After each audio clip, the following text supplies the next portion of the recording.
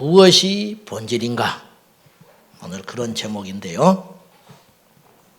제가 고등부 전도사를 할 때입니다.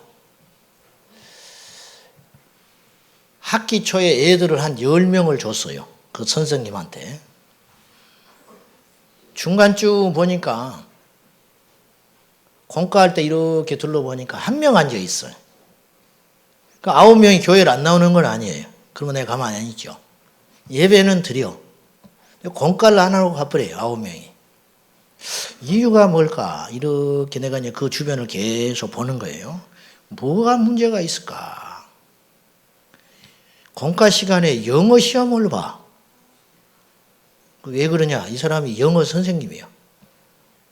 고등학교 영어 선생님.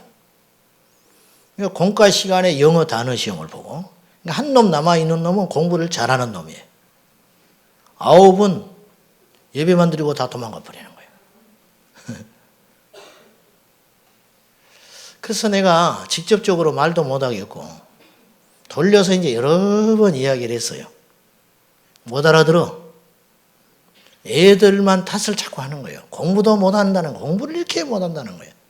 이분의 기준은 교회에서 좋은 애는 공부를 잘하는 놈이에요. 착한 놈은 공부를 잘하는 놈이에요. 이분 눈에 공부를 못하는 애는 형편없는 인간이에요. 교회를 다니는데도. 안수 집사님인데. 제가 그걸 보면서 굉장히 낙담을 했어요. 이분이 열심히 없느냐? 주일 한 번도 안 오게. 그리고 나름대로 애들을 사랑해요. 근데 그걸 못 고쳐. 나중에 할 수 없이 내가 직선적으로 이야기했어요. 그렇게 하지 말라고. 그러니까 또 코가 빠져서 또 몇 주 다니더라고. 옛날에 부동산 투기가 한창 광풍이 불 때 여전도 회장이 계셨는데 여전도의 헌신 예배를 주일날 이제 저녁에 드리게 됐어요. 옛날에. 근데 전국에 있는 싼 땅, 좋은 땅은 다 돌아보러 다니는 거예요. 그러니까 주일날 여전도의 헌신 예배 한다는 걸 잊어버리고 있었어요. 주일날 예배를 딱 드리려고 하니까 광고를 딱 보고 이제 오늘 저녁에 헌신 예배구나. 그걸 안 거예요. 그래서 이제 저녁에 이제 옛날에는 한복 입었잖아요. 한복 입고 회장이니까 사회를 딱 보러 갔어요. 근데 정신은 반쯤 나가 있어요. 지금 온통 땅으로. 그러니까 이분이 제일 좋아하는 말씀은 이 말씀이야. 온유한 자가 복이 있나니 땅을 기업으로 받을 것이다. 이런 말씀만 좋아하는 거예요. 온통 머릿속에 그런 것만 꽉 차 있어요. 사도신경으로 예배를 시작하겠습니다. 어찌 다행히 사도신경은 무사히 넘어갔어. 그 다음에 찬송. 옛날에 434장이 나의 갈 길을 다 가도록 434동 부르겠습니다. 땅하고 아파트만 보러 다니다가 434동을 부르자고 해버린 거예요. 난리가 나 뒤집어져 버렸어요. 교인들이 웃고 난리가 나 버렸어. 자기가 뭘 잘못한지도 몰라. 사람이 변한다는 것, 이 변한다는 게 얼마나 어려운지 옛사람들은 변하면 죽는다 그랬어요. 변하면 죽는다. 기독교적 신앙과는 변하면 죽는 게 아니고 죽어야 변하는 거예요. 그죠? 십자가에서 죽어야 변해요. 그러니까 안 변하는 건 뭐냐면 교회만 다녔지 은혜만 받았지 안 죽은 거예요. 십자가에서 죽은 사람 봤어요? 난 별로 못 봤어요. 옛것을 버리고 사람이 변화되어 새로운 피조물이 된다는 것은 말처럼 쉬운 일은 아니에요. 자, 여러분이 진짜 예수를 믿고 변했는지를 점검해 볼 필요가 있어요. 가난했는데 부자가 됐다. 이건 변한 거 아니에요. 네? 방언을 못했는데 방언을 했다. 이건 변한 거 아니에요. 그거는 성령의 은사, 선물, 기술이 늘어난 거지 변한 건 아니에요. 여러분, 고등학교 졸업하고 대학을 갔다고 해서 제가 변했다 그렇게 말하는 사람 없잖아요. 대학을 갔다고 변하는 게 아니에요. 대학을 갔기 때문에 변하는 게 아니고 이 사람이 어떤 상황인지는 모르지만 말투와 행동과 생각과 태도가 달라질 때 우리는 그 사람이 변했다. 그렇게 이야기하는 거예요.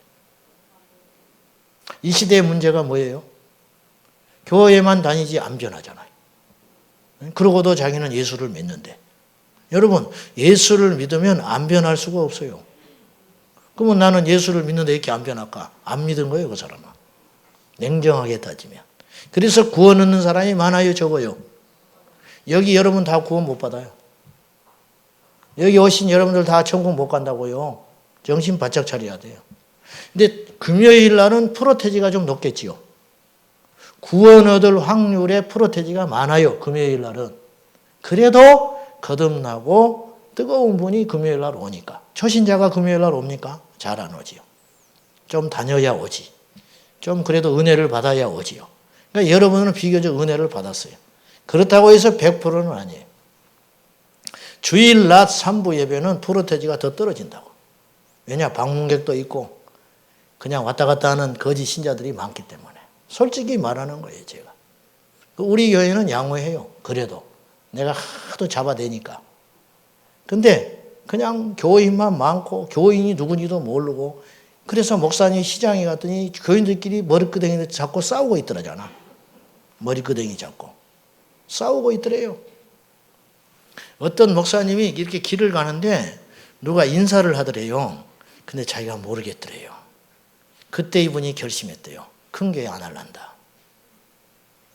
목자인데 양을 모르겠는 거예요. 이건 목사가 아니다. 그래서 이분이 그 뒤로부터 교회로 성장하는 걸 멈추고 알곡 만드는 데 힘썼다는 거예요. 저도 그렇게 생각해요. 목자가 양을 모른다? 그게 무슨 교회야. 성도가 성도를 모른다? 그게 무슨 교회예요, 그게. 교회일 수 없죠. 현대인은 어쩔 수 없는데 어쩔 수 없다고 끌려가면 안 돼요. 아닌 건 아닌 거지요. 바로 잡아야지요. 사랑하는 여러분, 교회가 커지는 게 문제가 아니에요. 변해야 돼요. 여러분이 부자 되는 게 문제가 아니에요. 여러분이 은사가 임하는 게 문제가 아니에요. 십자가를 통과하여 내가 십자가에서 죽어야 됩니다. 깡패 건달하던 사람이 목사가 됐어요. 그러면 그거 버려야 되거든요. 근데 꼭 깡패같이 목회를 해요. 강단에 서서도. 막 함부로 말하고 건달처럼 목회해요. 또 하나님이 그렇게 쓴다고 하니까 할 말은 없지만은 그건 그렇게 하면 안 되지요. 저는 그렇게 생각해요. 속사람까지 완전히 변해야 돼요. 예? 돈 좋아하는 사람이 예수 믿으면 그 돈으로 하나님을 수단화해야 돼가지고 자꾸 부자 되는 것만 가요. 목적이 되면 예수님이 우리의 목적이 돼야지 수단이 돼서는 곤란하다는 거예요. 여러분이 점검해 봐야 돼요. 우선순위 바뀌었어요? 우선순위 바뀌었냐고요? 네, 대답만 예 동네만 하고 있어요. 우선순위 안 바뀌면 여러분 안 변한 거예요. 우선순위가 안 변했는데 어떻게 바뀐 거예요? 중요한 게 여전히 똑같은데 뭘로 바뀐 거예요? 똑같이? 안 바뀐 거예요, 여러분? 가정이 우선이고 행복이 우선이고 내 취미생활이 우선이잖아요. 예? 시간 나니까 이렇게 예수 믿는 척하지 위기가 온다든지 유혹이 온다든지 시련이 오면 어느 날 번져버리고 갈 사람들이 태반이야, 태반. 예수님 십자가 지고 골고다 언덕 올라가실 때 벌거벗고 예수님의 제자가 누군지도 모르지만은 왔다가는 뭐하러 이불을 둘러쓰고 올 거예요, 바보같이. 옷이나 제대로 입고 오지. 그러다가 예수님 십자가 지고 오는 걸 보고 도망가 버렸잖아요. 응? 벗어 던져버리고. 이 본색이 드러나는 거예요, 본색이 드러나는 거예요. 베드로가 예수님을 끝까지 진짜로 믿고 싶었어요. 그래서 마지막까지 법정에 가서 선 사람은 베드로가 그래도 한 사람밖에 없는 거예요. 다른 제자들이 이미 가버렸고. 자기 마음으로는 굴뚝 같았어요. 근데 정작 위기가 오니까 예수님 모른다고 툭 입이 나와버리는 거예요. 이게 현실이에요. 저도 마찬가지예요. 저는 거의 날마다 내 자신을 생각을 해요. 나는 위기가 닥칠 때 이길 수 있을까? 내가 지금까지 설교한 거 그대로 살아갈 수 있을까? 우리 성도들 앞에 내가 실망된 모습을 안 보여야 되는데, 내가 일본으로 순교해야 되는데, 나는 어떤 일이 있어도 믿음 안 버려야 되는데, 저는 이런 생각을 단 하루도 쉬지 않고 합니다. 겉으로 웃고 다니고 이렇게 하는 것 같지만은 사실은요. 그런 준비를 하고 살아요. 그래도 제가 저를 못 믿겠어요. 솔직히 말하면. 우선순위 변했습니까? 우선순위가 변했냐 이거예요. 여전히 안 변하고 있잖아요. 두 번째, 고집을 버렸어요.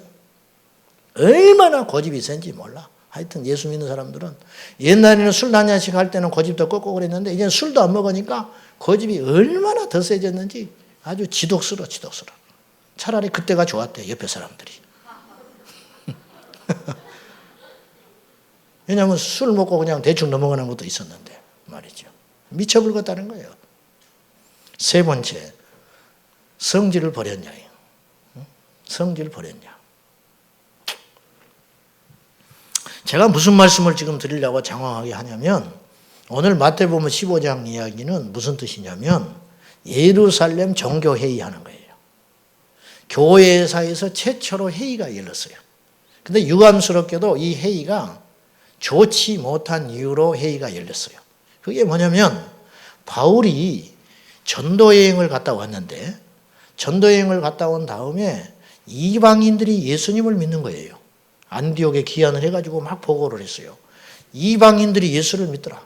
그때까지 유대인들은 어떤 원칙이 있었냐면 절대 진리가 있었냐면 이방인들은 절대로 하나님께로 못 돌아온다. 죽었다 깨나도 이방인들은 예수 못 믿는다. 이방인들은 하나님 못 만난다. 그것이 원칙이었는데 현실은 그렇지 않더라는 거예요. 그러니까 이 문제를 정리할 필요가 있게 된 거예요.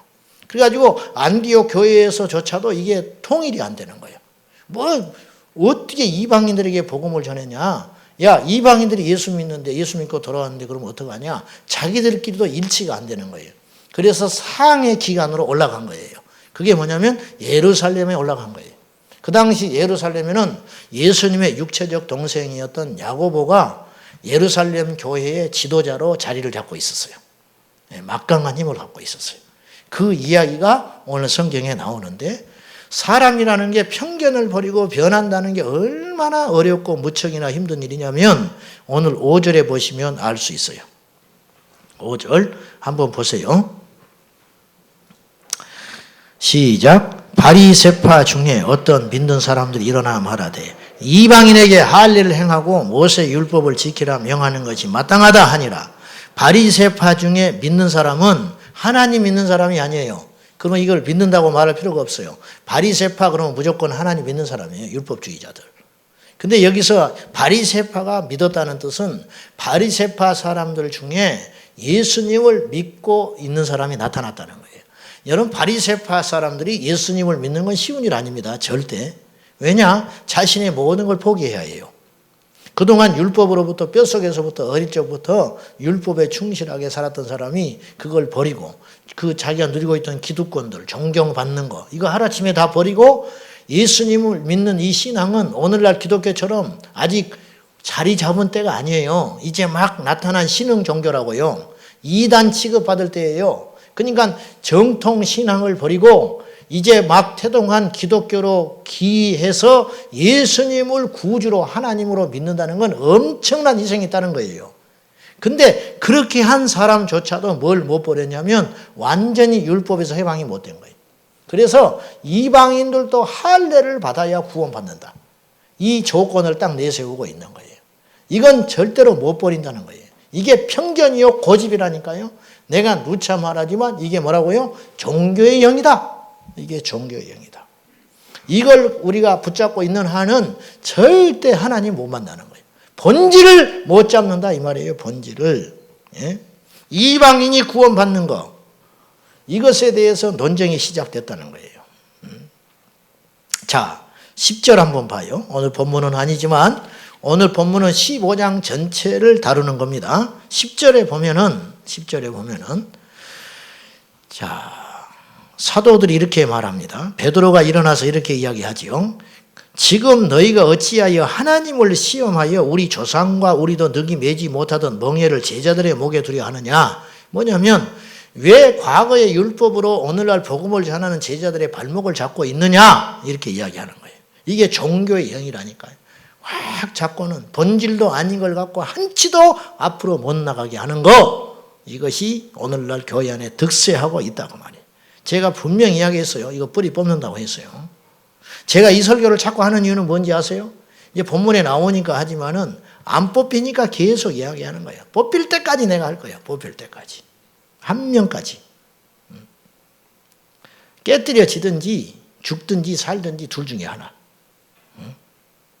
자, 비본질에 대한 고집이에요. 이게 완고함이거든요. 비본질에 대한 고집. 예. 이 완고함에 숨겨진 함정은 뭐냐면 영적 교만입니다. 영적 교만. 교만이 뭔지 아세요? 교만이 건방지다. 뭐 이런 것이라 할 수 있는데 교만은요, 이렇게 영적으로 이렇게 정의 내릴 수 있어요. 우리 자신을 하나님이 알고 계시는 것과 다르게 생각하는 거. 이게 교만이에요. 우리 자신을 과대평가하고 있는 거. 이게 교만이에요. 그러니까 교만한 사람은 말씀 안 듣죠. 교만한 사람은 설교를 들어도 판단하는 것이죠. 교만한 사람은 절대 회개 안 합니다. 그러기 때문에 안 변하는 거예요. 안 변해요. 네. 설교를 듣고 집에 가다 차 속에서 싸워요. 야, 목사님 설교 들었지? 그런다고. 남편이. 그럼 부인은 또 뭐라고 반응해요? 니나 똑바로 해라. 그러고는 예배드리고 가다 싸우는 거예요. 그게 벌써 은혜를 못 받은 증거예요. 어찌 목사의 설교가 자기 아내한테 한 소리겠어요? 자기 자신에게 한 소리지. 근데 자기의 말로는 안 듣는 거예요. 자기의 말씀으로. 그리고 또 이렇게 빈정거린다고. 야, 목사님이 그 집사 때려버리대. 너 보고 하는 거야, 너 보고. 응? 영적으로 완전히 막혀 있는 거예요. 이게 완고함이거든요. 완고함, 고집, 교만. 안 죽는 거죠. 안 죽는 거. 우리 자신을 하나님이 알고 있는 것과 다른 시야로 우리를 보고 있는 거예요. 이게 교만이라니까요. 우리는 죄인인데 자기는 죄인이라고 생각 안 하는 거예요. 자기는 지금 바닥인데 자기는 바닥이라고 생각 안 하는 거예요. 자기는 곁길로 가고 있는데 곁길로 가고 있지 않다고 생각하는 거예요. 자기는 넓은 문을 향하여 가고 있는데 스스로 좁은 길을 가고 있다고 생각해요. 이러니까 교만인 것이죠. 이런 상태가 교만이다 그 말이에요. 이런 상태가. 사도 바울은 사역 초기에 자기가 사도라고 자꾸 주장을 합니다. 그러다가 하나님을 알고 예수 그리스도의 복음 앞에 점점점 깨지는 순간을 거치면서 자기가 죄인이라고 고백해요. 그러다가 나중에 마지막으로 서신서를 썼는데 그게 디모데 후서거든요. 근데 디모데 전서 1장 19절에 나는 죄인 중에 괴수다 그렇게 고백을 해요. 내가 죄인 중에 왕초라는 거예요.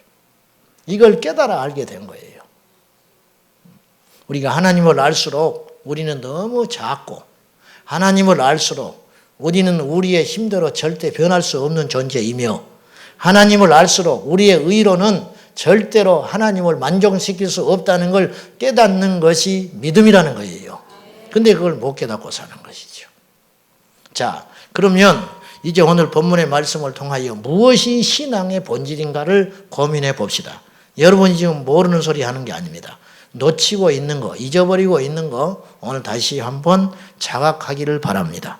개혁이라는 것은요, 한순간에 완성되는 것도 아니고 또한 이루었다고 해서 영원히 그 자리에 머물 수 있는 것도 아니에요. 인간은 끊임없이 변질됩니다. 무슨 말인지 아시죠? 인간은 끊임없이 변질되고 인간은 끊임없이 자기의 욕심대로 살려고 하는 죄의 근성이 있기 때문에 그래서 바울이 이런 고백을 한 거예요. 누구든지 섰다 하는 자는 넘어질까 조심해라. 섰다 할 때, 내가 충만하다 할 때, 내가 이제는 됐다 할 때 넘어지는 길목에 서 있다는 걸 기억하라는 거예요. 이게 그래서 어려운 것이거든요. 누구든지 그래요. 누구든지. 우리가 누구든지 잘못될 수 있는 존재라는 걸 인정해야 돼요. 저요, 넘어질 수 있는 자예요. 저요, 타락할 수 있는 자예요. 저 악하고 게으른 종이에요. 두말할 것 없어요. 누구든지 마찬가지예요. 누구를 믿습니까? 사람을 믿는다고요? 택도 없는 소리 하지 마시오. 누구를 믿어? 에? 내가 이쯤이니까 됐다고요? 어디서 그런 장담을 합니까? 그 말하고 내려가는 순간 미끄러져 버리는 거예요. 누구도 장담 못하는 거예요. 그래서 우리가 구원을 받았다 해도 이 구원이 영원할 줄 압니까? 이 구원이 영원할 줄 알아요? 우리보다 더 펄펄 뛰고 우리보다 더 뜨겁게 기도하고 우리보다 더 금식 기도하고 우리보다 더 기도 많이 나했던 사람도 펑펑 넘어져서 자빠져 있는 사람이 셀 수도 없이 많아요. 왜? 마귀가 그냥 두지 않아요. 우리가 하나님의 은혜로 여기까지 온 것이고 앞으로도 하나님의 은혜로 가는 것뿐이에요. 몰라요. 누구든지 몰라.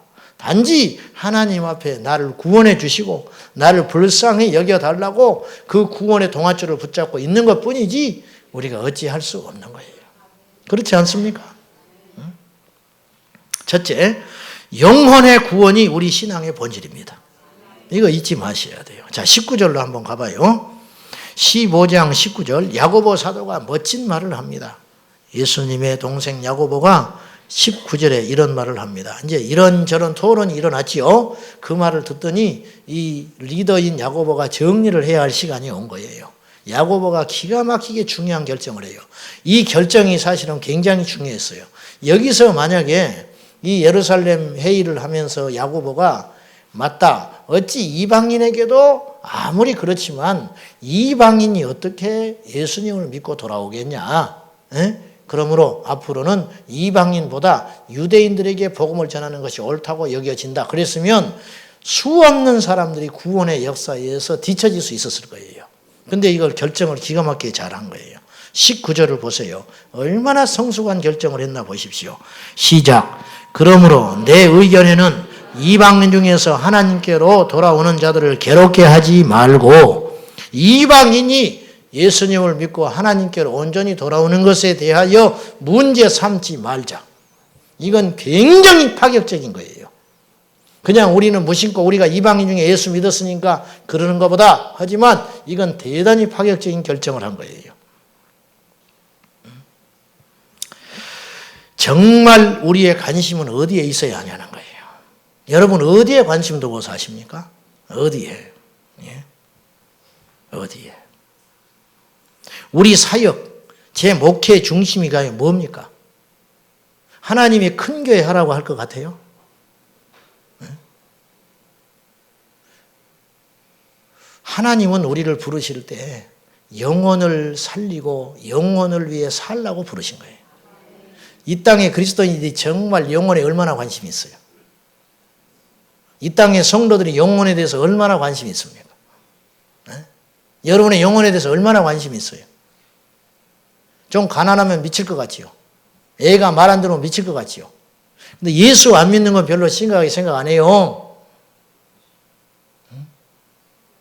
예수 안 믿는 것은 별로 심각하게 생각 안 한다고요. 가난하고 사업이 안 되고 옛날보다 어려운 것은 미칠 듯이 펄쩍펄쩍 뛰면서. 거리가 멀다고요? 어디 거리가 멀다고 예수를 떠나요? 직장은 강남까지 다니면서 여기서 매일 쉬지도 않고. 안 그래요? 아니 뭐라 그러는 게 아니라 그게 사실이지 않냐는 말이죠. 정말 우리의 관심, 우리의 사역, 우리가 교회에 봉사하는 거 이거 다 밥을 왜 하는 거예요? 밥을. 하나 물어봅시다. 밥을 왜 해요? 밥을 잘해야 처음 온 사람들이 감동받을 거 아니에요. 감동. 그 은혜 받으라고. 밥 안 먹여도 예수를 다 믿는다면 밥 안 해줘. 밥 안 해겠어. 제발. 이 덥기는 하고 뭐하러 밥을 해. 교회에서 축구 시합이 열렸어요. 막 축구공을 몰고 가는데 초신자야. 그러니까 뒤에서 외쳤어. 초신자다. 초신자. 다 열어줬다는 골 넣어라. 나는 그 교회가 댕교회라고 생각해. 이기려고 난리예요. 그냥 가서. 그때는 뭐 집사도 없고 아무것도 없어. 우리가 무슨 처신을 하고 무슨 말을 하고 무슨 행동을 하고 뭔 발언을 할 때는 내 주변에 누가 있는가를 살펴봐야 돼요. 전혀 그런 감각이 없습니다. 내가 보니까 전혀 영혼을 바라보지를 못해. 내가 이렇게 함으로 이 사람이 실족할 수 있다는 걸 염두에 두고 대화를 하고 행동하고 제시를 해야 되는데 안 하는 거예요. 오직 내 고집과 내 생각과 내 자아만 남아있는 거예요. 내가 이렇게 함으로 저 믿음 약한 저 사람이 실족하지 않을까? 왜 고민을 안 하냐고 말이에요. 본능적으로 해야지. 그게 예수 믿는 사람인데. 내가 이렇게 처세를 하면 안 믿는 우리 시가집에서 나를 어떻게 생각할 것이냐? 왜 그걸 안 생각하고 살냐고 말이에요. 예수 믿는 사람들이 도대체가. 왜 내가 이렇게 처세를 하면 우리 집 세를 준 이 세 든 사람이 죽을 때까지 예수 안 믿을 걸 모르고 그렇게 악독하게 하냐 그 말이에요. 왜 악독하게? 예? 아주 지독해. 어째서 그러냐 그 말이에요. 우리 옆집에 사는 불교 신자는 안 그러는데 왜 그러냐 그 말이에요. 왜 그러냐? 왜 그런 걸 생각을 안 하고 예수를 믿냐 그 말이에요. 왜? 예? 전혀 의식이 없는 거예요. 왜 저를 목회자로 불렀겠습니까? 하나님이. 자격도 없고 부족한 것을. 교회 부흥시키라고? 내 이름 내라고? 택도 없는 소리죠. 도덕적으로 영향력을 주라고? 가정 행복하게 이끌으라고? 아니, 그거는 수단이라니까요, 수단. 바울은 먹을 때도 생각했어요. 이방인들하고 시장에 가서 물건을 살 때도 고린도 교회에 그랬잖아요. 양심을 위하여 묻지 말고 먹어라. 까다롭게 하지 마라. 그런 뜻이에요. 까다롭게 하지 마라. 가서 왜? 이 사람 영혼을 생각해라. 그런 의식을 안 갖고 살아요. 이 땅의 크리스찬들이 영혼을 사랑한다는 게 거짓말이에요. 참 거짓말이에요. 교회에서조차 목회자조차도 영혼을 생각 안 하는데 누가 영혼을 생각하겠습니까? 누가? 마음대로 행동하고 사는 거예요. 로이드 존스 목사님은 그런 말을 했어요. 목회자들을 앉혀놓고 이런 말을 했어요. 당신들의 설교를 듣고 단 한 명이라도 구원을 받는다면 그 사람이 어떤 죄도 나는 용서해 줄 수 있다 그랬어요. 거꾸로 그 말을 하고 그분은 말했지만은 반대로 봅시다. 한 사람을 실족시켜서 지옥으로 보냈다면 그 사람이 얼마나 많은 교양을 갖고 얼마나 많은 도덕적인 영향을 가졌다 할지라도 그 사람은 하나님 앞에서 심판받습니다. 왜? 한 영혼은 천하보다 귀하기 때문에. 저는 두려워요. 천국에 갔는데 정말 나를 통해서 예수 믿는 사람이 얼마나 있었을까? 혹시 실족시킨 사람은 없었을까? 10,000명을 구원시킨다 할지라도 1명을 넘어뜨렸다면 안 되잖아요. 하나님 앞에 갔는데 우리 성도님들하고 같이 섰어요. 근데 어떻게 된지 우리 성도님들이 구원시킨 사람이 더 많아. 나는 목사인데 더 작아. 이거 어떻게 하냐 말이에요. 어떻게 고개를 들고 살죠? 어떻게? 교회학교 선생님들이요. 교회학교 교사 왜 합니까? 애들 영혼 살리라고 있는 거 아니에요. 죽기 살기로 신방해야지. 연초에 5명 붙여놨더니 2명 달랑달랑 데리고 앉아있어. 3명은 어떡하라고? 책임 어떻게 질 거예요?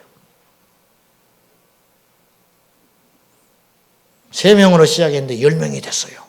그 중에 7명이 늘어나 7이 내가 전도한 사람 얼마나 있는데. 저절로 왔지. 왜 안 오는 애들을 붙잡고 그냥 놔둡니까? 어떻게 그냥 놔둘 수가 있죠? 어떻게? 뭐가 본질이에요? 왜 피자를 사줘야 합니까? 왜 죽기 살기로 공과를 열심히 해야 됩니까? 왜 안 나오는 애를 붙잡고 씨름을 해야 됩니까? 죽기 살기 해도 안 되는 건 안 돼요. 그러나 최선은 다 해야지. 최선은.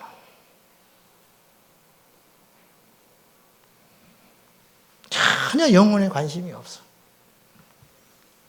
이해하고 들으십시오. 우리 교인들이 그래. 누가 안 오면 목사님 어떻게 잘하니? 왜 몰라? 관심이 있는데.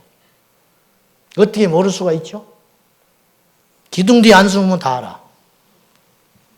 내가 실수하는 사람들은 기둥 뒤에 있다든지 그래서 모르는 것뿐이에요. 왜 모르겠어요? 관심이 있는데. 응?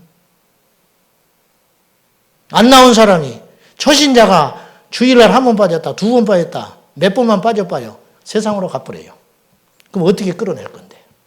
그냥 1번 빠졌을 때 조치를 취해야지. 네? 귀찮게 한다고요? 사치스는 소리 하지 마. 그거에 귀찮으면 그 사람은 예수 안 믿어야 돼. 그게 귀찮아요? 여러분, 우리 관심이 어디에 있어요? 무엇이 본질이에요? 교회 크게 져놓고 텅텅 비우면 뭐 할 겁니까? 영혼들 다 떠나버리면.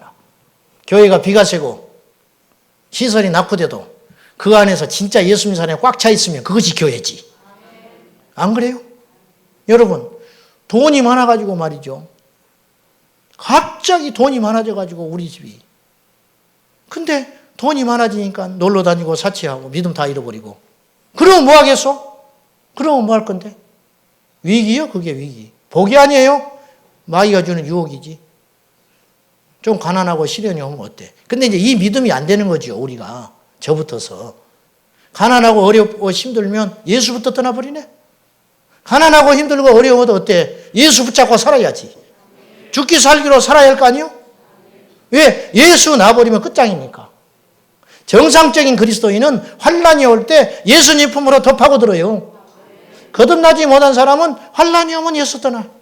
거듭나지 못한 사람은 부자 돼도 예수 떠나. 필요 없으니까. 이게 거듭나지 못한 증거예요. 목사님 내 형편을 모르시죠? 그런 소리 하지 마. 그런 사치스러운 소리 하지 말라니까요.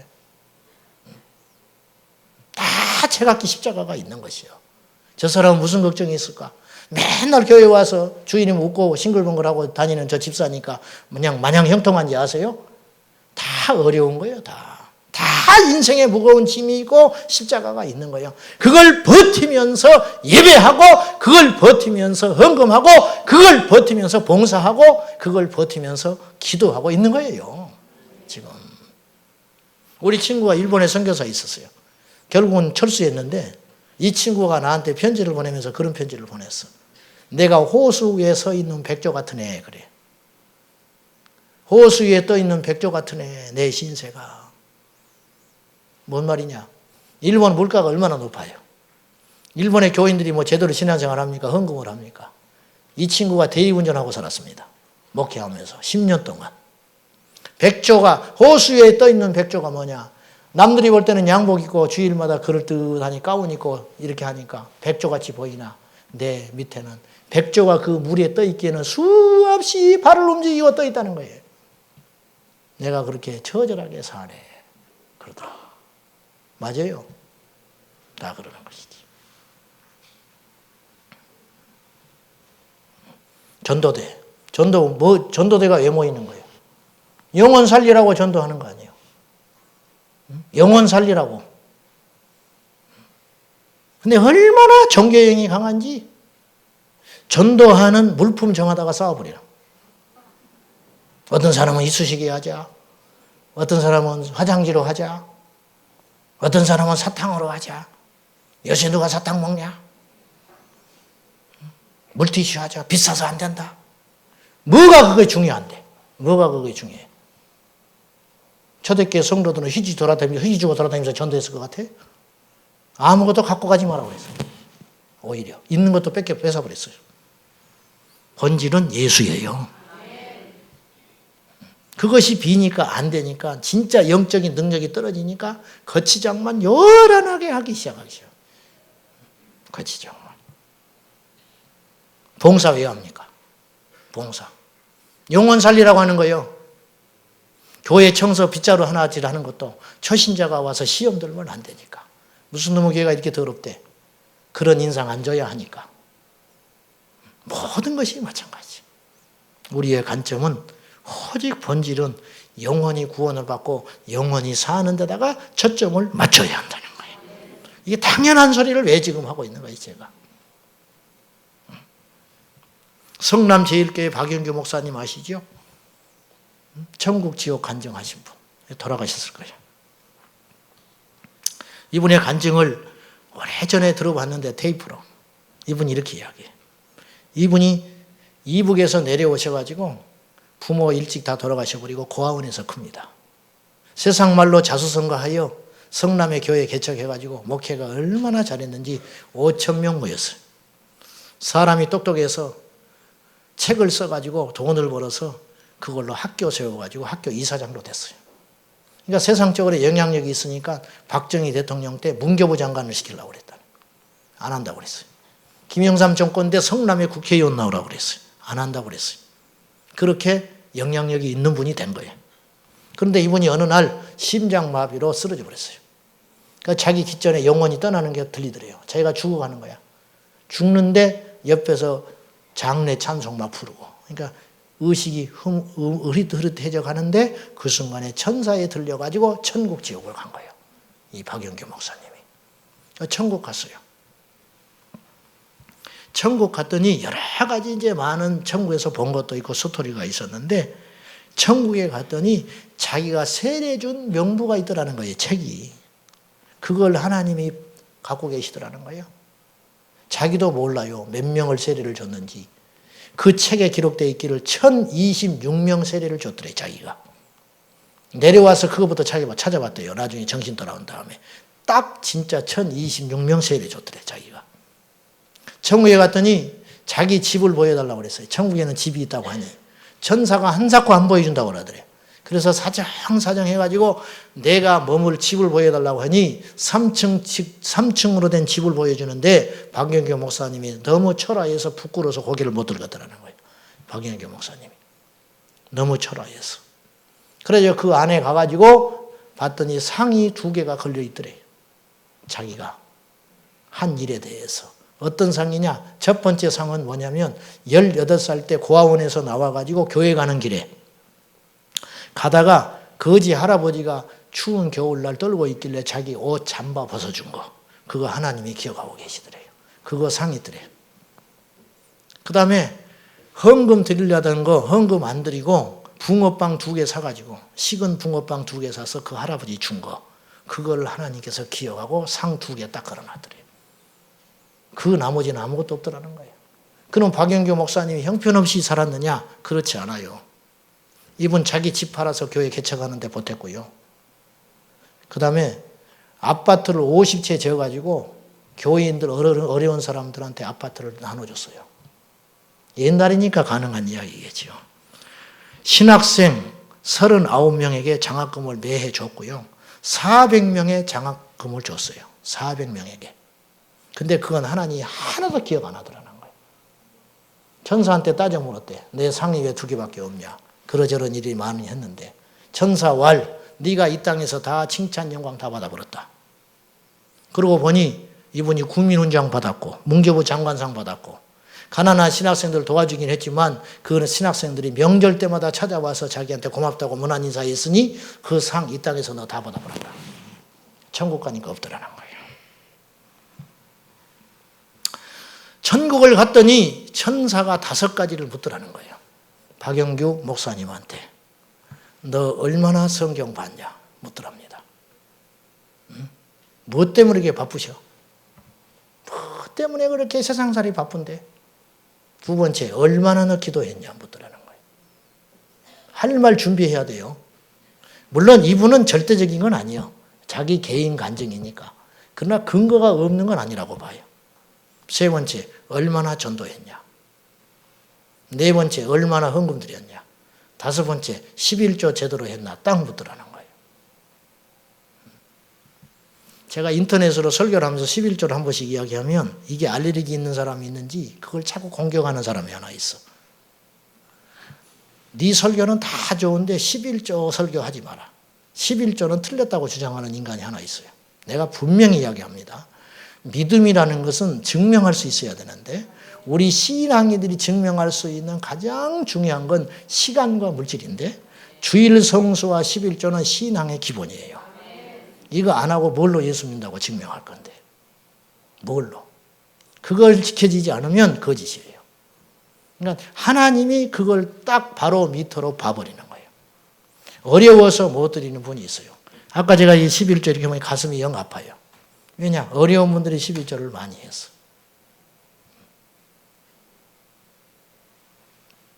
기억하셔야 돼요. 본질이 뭐냐는 거예요. 정치인의 본질이 뭡니까? 백성들 잘 살게 만드는 게 정치인이에요. 자기 배불리면 탐관 오리라. 그거는 정치인도 아니에요. 그런 사람들은 안 해야 되는 사람들이에요. 근데 이런 정치인들이 많으니까 백성들이 한 맺혀 울고 있는 거 아니에요. 정치인들은 백성들 잘 행복하게 살라고 하는 사람이 정치인이에요. 경기의 심판은 뭐 하는 사람이에요? 심판은 경기를 공정하게 이끌으라고 심판하는 거예요. 스승, 학교의 선생님은 왜 있는 거예요? 제자들을 사랑하고 자기의 진액을 짜내서 가르치라고 스승 세워준 거예요. 목사, 성도는 왜 있는 거예요? 영혼 살리라고. 교회는 왜 있는 거냐 말이에요. 교회는. 요새같이 너무 더우니까 어떤 사람이 은행에 간대. 은행에 왜 가냐? 더워서 가네. 은행이 시원하니까 간대. 무슨 말인지는 알아요. 그러나 은행은 시원해서 가야 할 자리가 아니고 돈 거래하러 가는 곳이어야 돼. 교회를 왜 가냐? 교회 왜 가냐? 왠지 나하고 맞는 것 같아, 교회가. 교회 왜 가냐? 가면 마음이 편안하대. 틀렸어요. 수준이 그렇게 말하니까 받아주긴 하지만 틀린 소리예요. 교회는 힘들고 어렵고 기분 나빠도 죽기 살기로 다녀야 할 이유는 어디에 있냐면 교회를 가야 그리스도의 복음을 듣고 그 복음을 들어야만 구원받을 수 있는 길이 있기 때문에 교회에 가는 거예요. 교회를 간다고 해서 다 구원받는 거 아니에요. 그러나 현실적으로 교회를 안 가고는 복음을 들을 길이 없어요. 복음을 들을 길이 없어. 죽기 살기로 싫든 좋든 보기 싫은 인간이 교회 안에 있어도 죽기 살기로 교회를 다닐 수밖에 없는 이유는 교회를 가야만 복음을 들을 수밖에 없으니까. 세상에 어느 것도 나를 죄인이라고 말해주는 사람이 없고 세상에 어느도 죽은 후에 천국과 지옥이 있다는 걸 말해주는 사람이 없고 세상에 어느 누구도 주님이 다시 오신다고 말해주는 것이 없기 때문에 그것을 말해주는 것은 교회가 유일무이하기 때문에 기분 나빠도 교회 가야 되고 힘들어도 교회 가야 되고 병들어도 교회 가야 되는데 지금 이 땅에 그리스도인들이 영적으로 얼마나 나태하고 연약한지 병들면 교회부터 끊어버리고 시험 들었다고 교회부터 끊어버리고 어려운 환난이 닥치면 예배부터 쉬어버리니 그게 무슨 믿음이냐 그 말이에요. 본질로 돌아가야 됩니다. 정신 바짝 차리셔야 됩니다.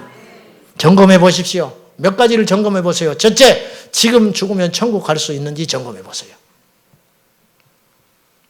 내가 물었어요. 우리 체험한 사람한테. 당신 지금 죽으면 천국 갈 수 있냐? 못 간대. 못 간다면 어떻게 해야 되겠어요, 이제?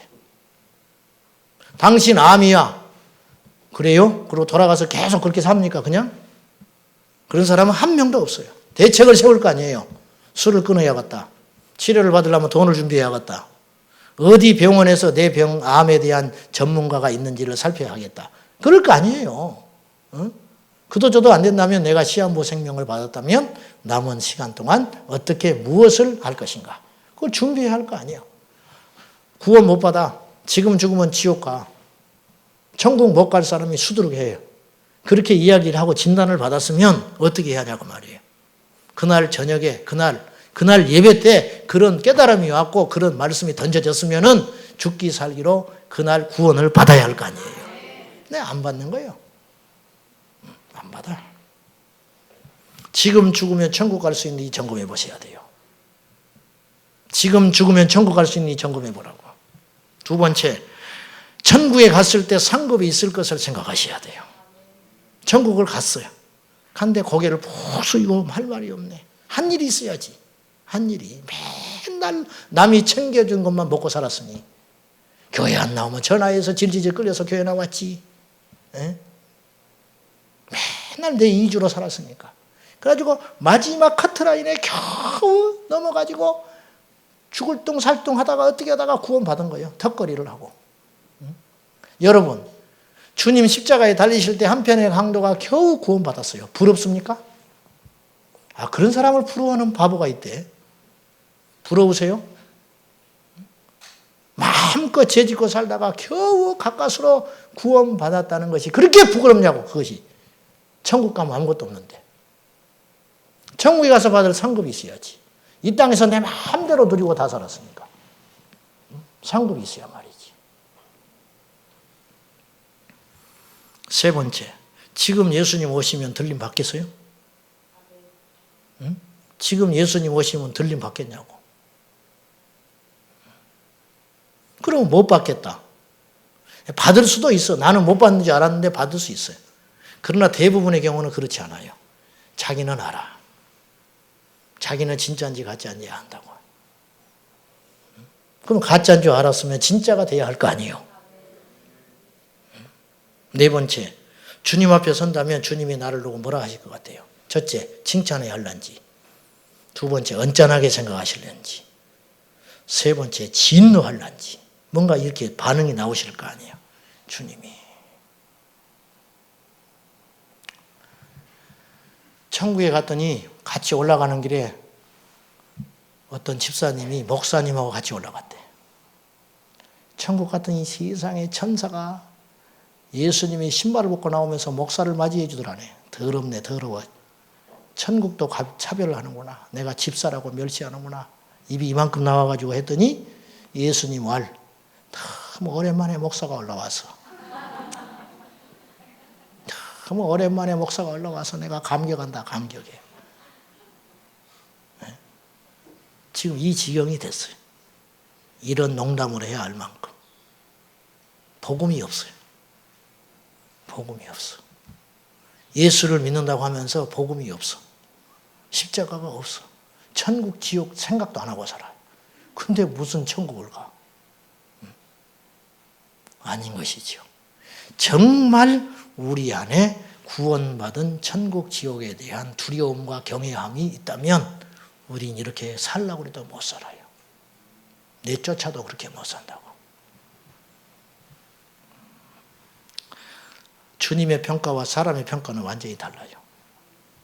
본질로 돌아가십시오. 인생은 짧습니다. 오늘 새벽에도 내가 말씀드렸지만은 제가 한 30여 년 전에 정확히 따지니까 28년 됐는데 창동에서 개척교회를 도와줬어요, 제가. 그때 그 청년이 나한테 연락이 왔어요. 이름은 알겠더라고. 근데 얼굴하고 매치가 안 돼. 모르겠다. 솔직히 난 모르겠다. 이름은 기억이 나는데 그때 카톡으로 사진을 보내줬어. 그때 그 사진. 28년 전 사진. 세월이 이렇게 빨리 가버렸어요. 28년이 순식간에 지나가 버렸어요. 내가 그때 생각했어요. 앞으로 30년 후에 내 나이는 몇이냐? 80인데 이렇게 빨리 오는구나. 그것도 그때까지 산다는 보장할 때. 그 전에 죽을 수도 있고 예수님 오실 수도 있어요. 얼마나 빨리 가는지 몰라요. 하다 보면 딱 주님 앞에 서요. 그때 가서 무슨 말 할 거예요. 전부 세상에 취해가지고 세상의 것만 취하고 잔뜩 하고 다니다가 어느 날 준비가 안 된 상태에서 턱 주님 앞에 섰을 때 어떻게 할 거냐. 이러고도 오늘 저녁에 그냥 가실 거예요. 사도행전 2장에 베드로가 설교를 했을 때 가슴을 찢으면서 이들이 외쳤어요. 어찌할꼬. 어떻게 하면 좋겠냐는 거야. 너희가 회개하고 예수 이름으로 회개하고 세례를 받으라. 그리하면 성령을 선물로 받으리라. 그때 이들이 뒤집어지고 거듭난 거 아닙니까? 그리고 모여든 제자들이 3,000명. 그들이 초대교회 주축이 됐어요. 사랑하는 여러분, 구원받아야 합니다. 사랑하는 여러분, 천국 가야 합니다. 사랑하는 여러분, 예수님께 인정받아야 합니다. 이것이 우리의 믿음의 본질이어야 할 줄로 믿습니다. 오늘 저녁에 회개하십시오. 오늘 저녁에 새로워지십시오. 어느 순간에 힘이 없을 때도 오고요. 시간이 없을 때도 오고요. 아무것도 소망이 없어질 때가 곧 우리 눈앞에 닥쳐요. 그때까지 믿음을 준비해야지. 그때까지 믿음 준비하라고. 이 땅에서 성공하고 출세하는 건 주님만 바라보면 주님이 다 알아서 해주세요. 너희는 그의 나라와 그의 의를 구하라. 그래야면 다 주님이 주신다고요. 여러분이 열심히 산다고 얻는 것이 아니에요. 여러분이 아웅다웅 한다고 생겨지는 것도 아니에요. 주님을 바라보고 달려가세요. 주님을 표대 삼아 가세요. 그냥. 그러면 어느 날 돌아보니 돈도 생기고 어느 날 돌아보니 자식도 하나님 키워주셨고 어느 날 돌아보니 사람들이 나한테도 높은 자리도 올려주시는 거예요. 그러나 그걸 목적으로 삼지는 마라 그 말이요. 예수를 목적으로 삼아라. 죽든지 살든지 예수. 믿음으로 사는 것이 무엇인가? 하나님이 기뻐하는 것이 무엇인가? 그것을 하루하루 선택하며 살아갈 때 어느 날 성공도 하는 것이고 어느 날 명예도 얻게 되는 것이고 어느 날 건강도 얻게 되는 것이고 어느 날 응답도 받게 되는 것이에요. 우리 주님을 믿는 것은 이렇게 귀하고 가치 있는 일이에요.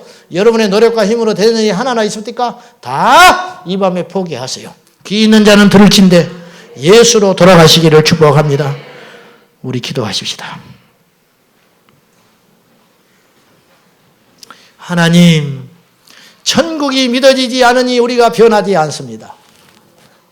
이 땅이 전부라고 생각하고 살기 때문에 주님의 심판이 무섭지가 않습니다. 그래서 죄를 버리지 못하고 그래서 변하지를 않습니다. 주여, 우리 모두 변하게 하여 주옵소서. 주님의 십자가 붙들고 새로워지게 하여 주옵소서. 예수님의 이름으로 기도합니다. 아멘. 할렐루야. 덥기는 하고 오늘 또 세상 사람들은 불타는 금요일이라고 그러는데 우리는 성령으로 불타는 금요일. 예수님 만나고 가야 할 것입니다. 259장 우리 보혈의 찬송 뜨겁게 하십시다. 예수 십자가에 흘린 피로써 손바닥에 불이 나도록 목이 다 쉬어서 오늘 가셔요. 아멘.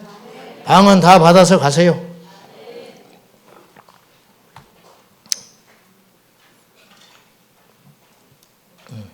(259장) 예수 십자가에 흘린 피로써 그대는 씻기어 있는가?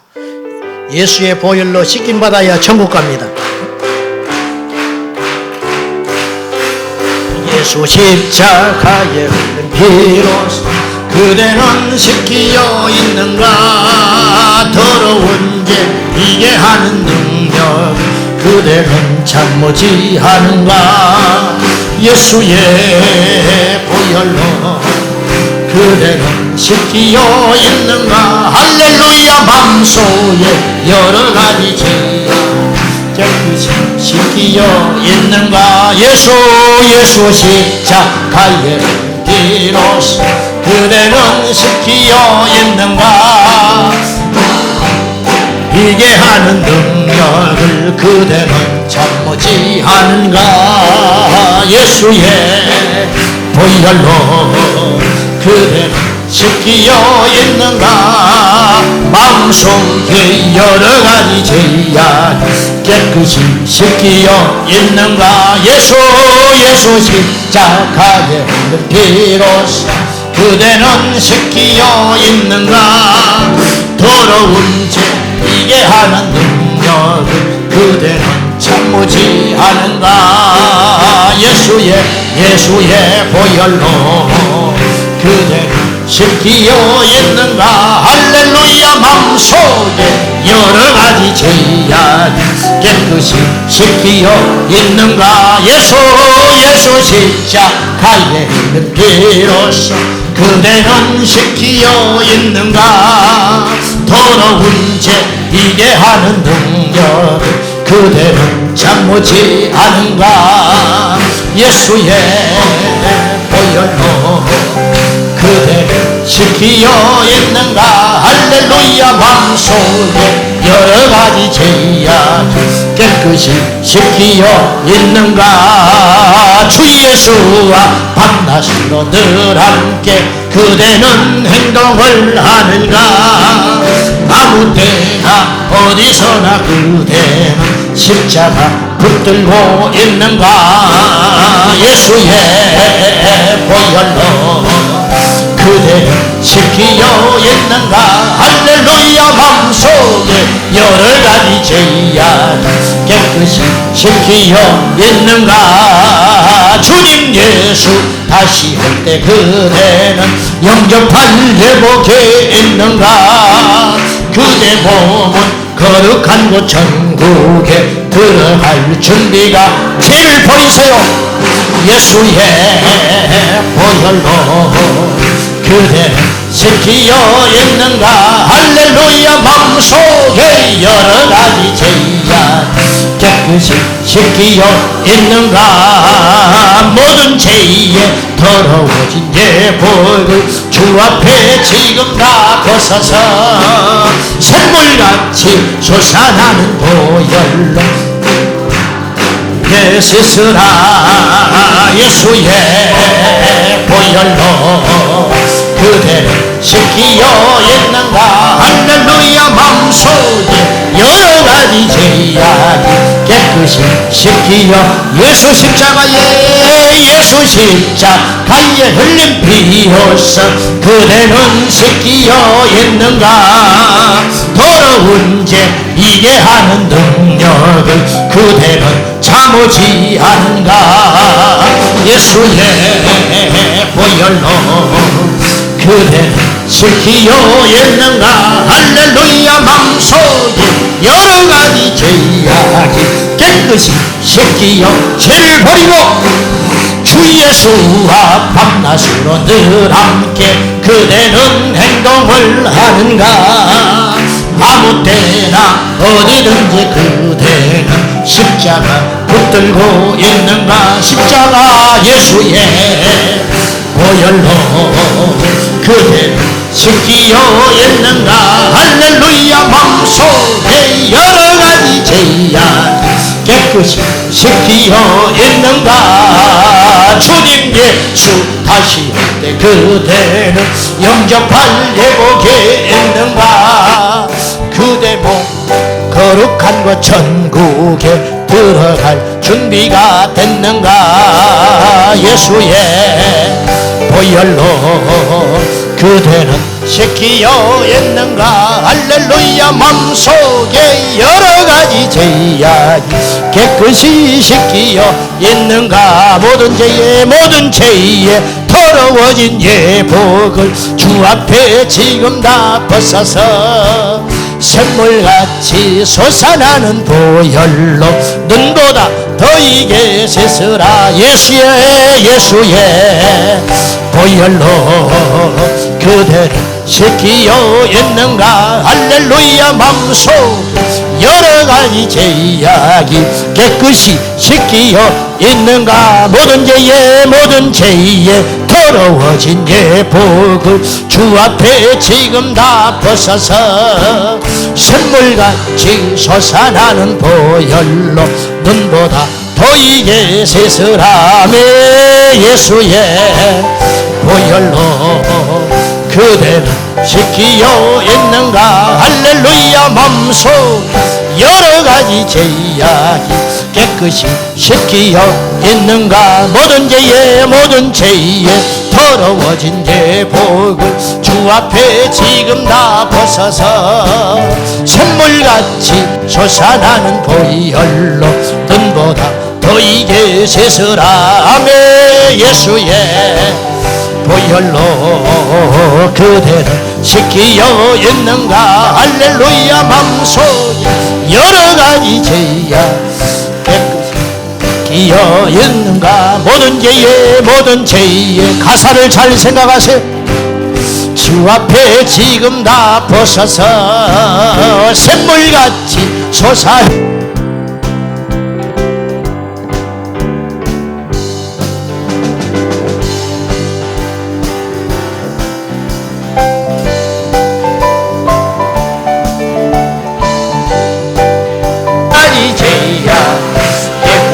지키어 있는가. 모든 죄에 더러워진 예복을 주 앞에 지금 다 벗어서 샘물같이 솟아나는 보혈로 눈보다 더 이게 씻으라.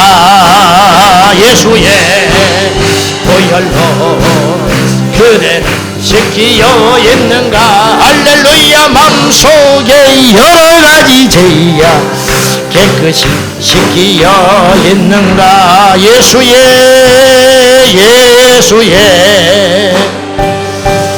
보혈로 그대는 지키어 있는가. 마음속에 여러가지 죄악이 깨끗이 지키어 있는가. 사랑하는 여러분, 이 밤에도 거저 가시겠습니까? 이 밤에도 그냥 집으로 가실랍니까? 지옥에 갈 것이 뻔한데, 여러분의 영혼이 죽었는데 아직도 죄를 못 버리고 살겠습니까? 음란하고 패역하고 시기쟁투하고 무엇으로 예수 믿는 걸 증거하겠습니까? 방언한다고? 집사 됐다고? 세례 받았다고? 모태신앙이라고? 성경 좀 안다고? 그렇다고 그 사람이 천국 갑니까? 구원받는 것이 그렇게 만만한 줄 압니까? 거짓된 복음에 속고 있는 거예요. 애초에 신앙의 첫 단추를 잘못 끼웠어요. 그렇지 않았으면 한국교회가 이 지경이 안 됐어요. 숫자는 적어도 세상을 두렵게 하는 존재가 됐을 터인데 희장 바닥만 또 못하게 됐어요. 여러분이, 저와 여러분이 이 밤에 다시 회개해야 됩니다. 정신 차리고 주께로 돌아가야 합니다. 구원받지 못한 사람 자리에서 일어나셔야 돼요. 그냥 가면 안 돼요. 구원받지 못한 사람 자리에서 일어나세요.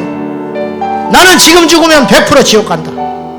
교회를 10년 다녀도 필요 없고 집사도 필요 없어요. 일어나세요. 이 밤이 마지막 기회일 수 있어요. 그냥 돌아가랍니까? 뭐가 그렇게 자존심이 세다고. 지금 죽으면 지옥 가는 사람이 수두룩해요. 그 사람 일어나서 회개해야 된다니까요. 죄를 버리고 아직도 죄를 품고 있는 사람 일어나세요. 아직도 이중생활하고 있는 사람 일어나세요. 다 이중생활하고 있는 사람 일어나라고요. 음란하고 폐역하고 미워하고 살인하고 이 밤 이후로 버리세요. 아멘. 이 밤 이후로 버리세요. 이전 것은 지나갔어요. 하나님은 누구도 정죄하지 않는 분이에요. 그러나 계속 그렇게 살면 죽습니다.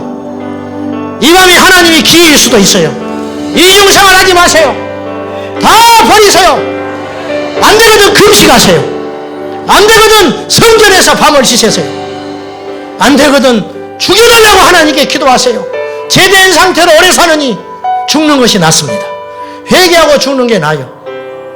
이 시간에 강팍한 여러분들, 하나님의 말씀을 들으면 찔림이 와야 되는데, 하나님의 말씀을 들으면 각성이 일어나야 되는데, 하나님의 말씀을 들어도 무감각하다면 여러분은 정말 답이 없습니다.